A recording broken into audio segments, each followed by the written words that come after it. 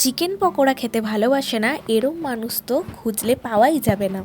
সামান্য ঘরোয়া উপকরণ দিয়ে খুব কম সময়ের মধ্যেই যদি এরকম সুন্দর চিকেন পকোড়া তৈরি করে যায় তাহলে ঠিক কেমন হয় বলুন তো।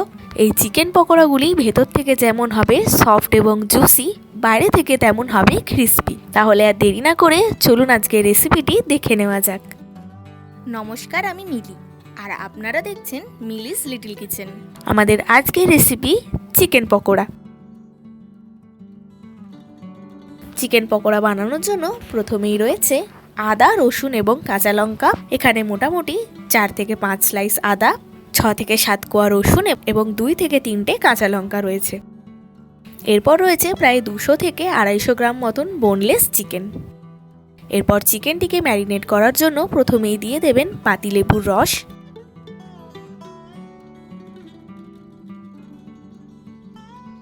দিয়ে দেবেন স্বাদ অনুযায়ী লবণ, দিয়ে দেবেন আদা, রসুন এবং কাঁচা লঙ্কার পেস্ট। এরপর একটি ডিম এখানে দিয়ে দেবেন। এরপর দিয়ে দেবেন সামান্য একটু শুকনো লঙ্কা গুঁড়ো। এরপর ভালোভাবে সমস্ত উপকরণ চিকেনের সাথে কিন্তু মিক্স করে নিতে হবে।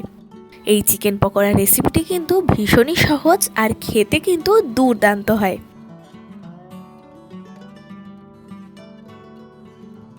এরপর ভালোভাবে মেশানো হয়ে গেলে এরই মধ্যে দিয়ে দেবেন 1 চামচ মতন সয়া সস, দিয়ে দেবেন চিলি সস। এখানে চিলি সসের পরিমাণটা কিন্তু একটু বেশিই দেওয়া হয়েছে। এরপর দিয়ে দেবেন প্রায় 2 থেকে 2.5 চামচ মতন কর্নফ্লাওয়ার, আর দিয়ে দেবেন সামান্য একটু চালের গুঁড়ো। মোটামুটি 1 চামচ মতন চালের গুঁড়ো এখানে আপনারা দিয়ে দেবেন। এরপর ভালোভাবে সমস্ত উপকরণগুলো কিন্তু মিশিয়ে নিতে হবে। চিকেনটিকে এইভাবে ম্যারিনেট করে কিন্তু আপনারা কিছুক্ষণ রেস্টে রেখে দেবেন। হাতে যদি অনেক সময় থাকে তাহলে আপনারা 2 থেকে 3 ঘন্টাও রাখতে পারেন, অথবা আধ ঘন্টা থেকে 1 ঘন্টা রাখলেও কিন্তু যথেষ্ট। ভালোভাবে মাখানো হয়ে গেছে। এরপর এটি 1 ঘন্টার মতন রেস্টে কিন্তু রেখে দেওয়া হচ্ছে। এরপর কড়াইতে দিয়ে দেবেন বেশ খানিকটা সাদা তেল। তেলটা ভালোভাবে কিন্তু গরম করে নিতে হবে। এরপর তেলটা খুব ভালোভাবে গরম হয়ে গেলে ফ্লেমটা একটু কমিয়ে দিয়ে কিন্তু ম্যারিনেট করে রাখা চিকেনগুলো এক এক করে দিয়ে দেবেন।